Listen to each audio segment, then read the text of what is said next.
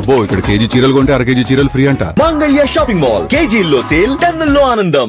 ఆరుగాలం శ్రమించి పండించి పంటను అమ్మిన రైతుకు తీరా డబ్బు సకాలంలో అందకపోతే ఎలా ఉంటుందో తెలుసా? పైగా పంటను కొన్న దళారి ఆ డబ్బుతో బిచానా ఎత్తేస్తే కడుపు ఎలా రగులుతుందో తెలుసా? దానికి ఉదాహరణ మంచిర్యాల జిల్లా లక్షెట్టిపేటలో కనిపించింది.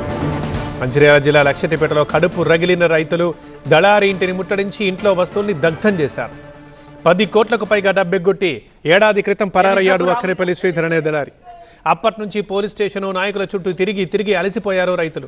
కడుపు రగిలి ఇవాళ శ్రీధర్ ఇంటిని ముట్టడించారు దండేపల్లి రైతులు. ఈ ఇల్లు దండేపల్లి రైతుకి చెందిందంటూ రాసిచ్చారు రైతులు.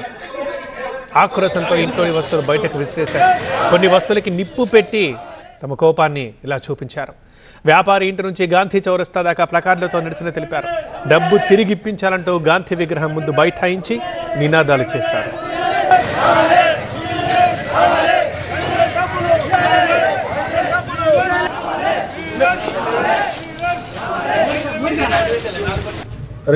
ఒక్కొక్క రైతుకు 2-3 సంవత్సరాల నుంచి వెళ్ళి అడ్లు ప్రతి సంవత్సరం 100 క్వింటాలు 150 క్వింటాలు జోక్కొని మీ బిడ్డ పెళ్ళికి కానీ మీరు ఏమైనా ఇల్లు కట్టుకున్నప్పుడు కానీ ఇత్తా అన్నటువంటి దగ్గర పెట్టుకొని అంతకుముందు సంవత్సరం కూడా 250 మినిమం 250 లారీలు కొని ఆ పైసలు ఈ పైసలు అన్నీ ఎత్తుకొని ఎటో తప్పించుకొని పోయిండు.